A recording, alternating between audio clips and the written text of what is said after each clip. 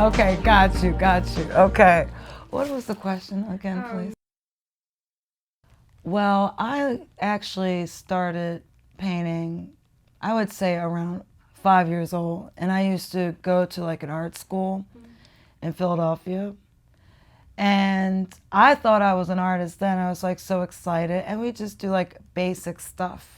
We'd go out to the park, you're 5, 6, 7 years old. What can you do? You go to the park, she'd set like an object down. And one time we went to like this beautiful restaurant and she was like, all right, I was probably 7 or 8, sketch out the wallpaper. It was just like kind of like a Victorian style thing. And I was like so happy because I was like, oh yeah, like I really like, I showed her and she said, that's not what I was looking for. And I quit art. And I didn't, and I stopped painting actually, to be honest with you, until I would say 5 years ago. So I always thought I was an artist, but I kind of let other people lead me to believe that no, I wasn't, because I didn't paint it exactly how it was done. So I still, now I believe I am an artist, so yeah, that's when I knew.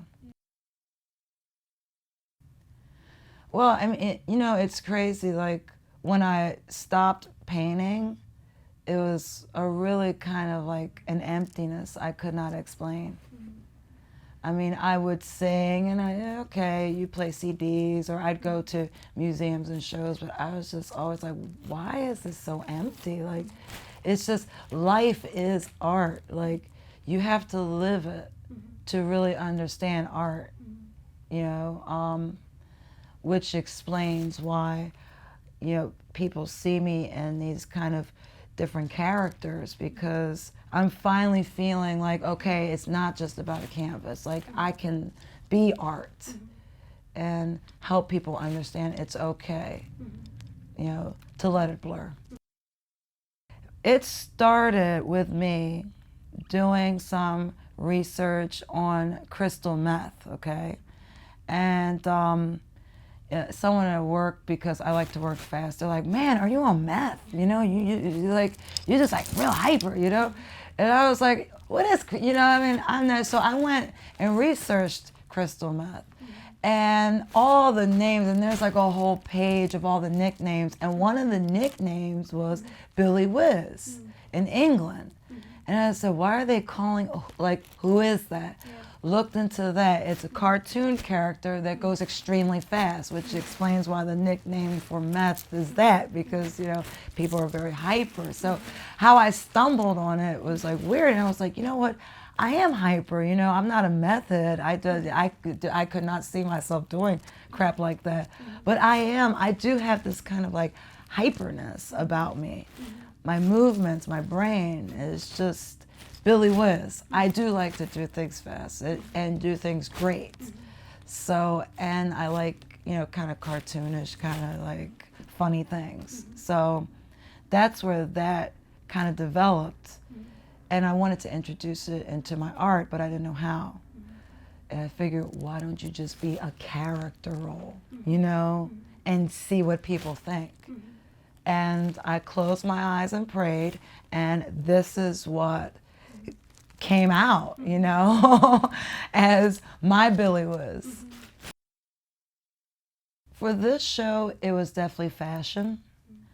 I am not trained. I never felt comfortable on the canvas. It never seemed 3D enough for me, real, But, so I was just kind of getting bored, and my work was being compared to Basquiat, because that is an artist that I really do, like I was drawn to him as soon as I saw this movie about him. But it just wasn't enough, and I was like, what do I really like to do? Like, I love fashion, I love clothing, I love to paint, and I love to kind of put all that together. I don't know how to sew, but I do. So JM Vintage actually introduced me to a glue gun, and it changed my entire world. And I remember him telling me, you will not be the same after you get this glue gun, because I was telling him I'm just tired of the canvas, you know? And it's right. And a lot of the work is also fueled by history. I love facts. I love history. I want people to understand that what you're seeing is not just something that's, oh, okay, it's cute, it's nice, it fits on my wall. No. I want my art 100 years from now, 200 years from now, to be looked at as, okay, wow, that's what those people are going through, because I think that aliens are already going to come soon, so they need to know what the hell is going on too, you know? That's how I am now doing, my artwork. You don't always have to see something that you like.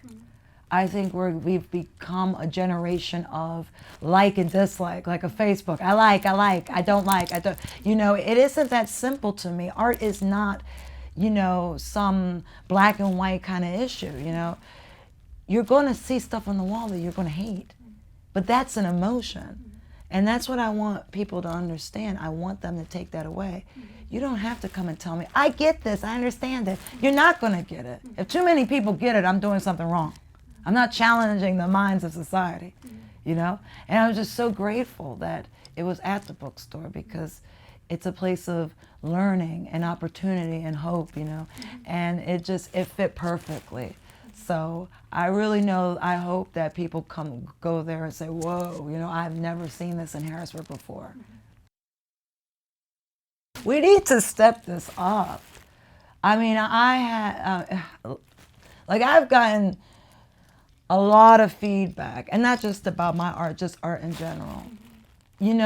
Where are the galleries? Where are the sponsors? Where are the patrons that Van Gogh and the other, and Goya and all of these big artists had people who believed in them and said, we will build it so that you could showcase it because it's important for society to have art.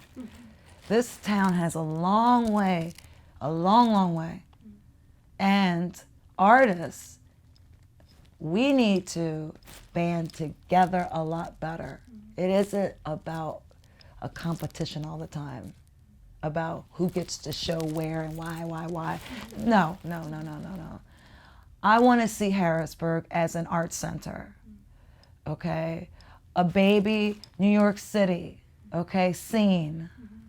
Fashion, people with, I don't know, their instruments out, just Saturdays, just, hey, I picked a corner and I just want to showcase myself. We need it in the streets. It needs to be alive. And I want to see that before I die. And I've got 10 years left, baby, so let's hurry up. Thank you.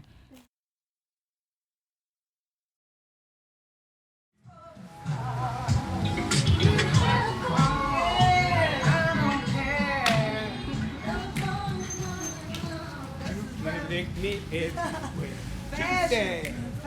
You go, you.